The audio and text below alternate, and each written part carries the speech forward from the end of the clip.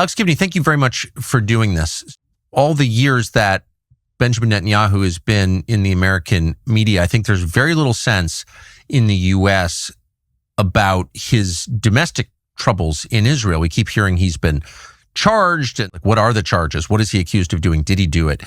So I'm going to stand back and just let you, if you would, outline what Benjamin Netanyahu has been accused of doing. You'd say it was bribery, or you'd say it was corruption. I mean, and I can detail the charges. I got a strange message on Signal from somebody who said that they had all of the police interrogation videos from the Benjamin Netanyahu investigation. I saw all of the interviews posted here on YouTube.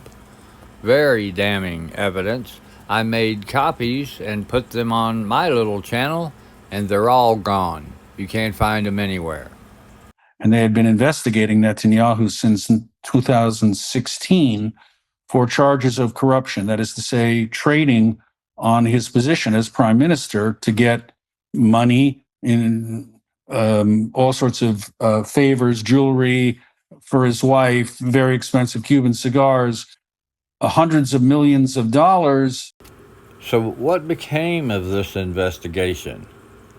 Well, it all stopped on October the 7th. Let's hear from a truth teller. So I've been to Israel many times. The whole country's a fortress.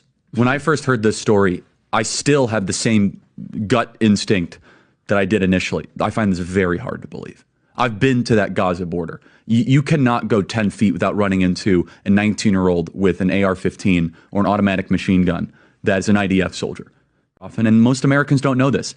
The last 9 months, Israel was on the brink of civil war. It's not an exaggeration. This judicial stuff, there were hundreds of thousands of Israelis taking to the streets because Bibi Netanyahu was basically redefining the Israeli constitution. That's not an exaggeration, right? He said the judicial branch has too much power.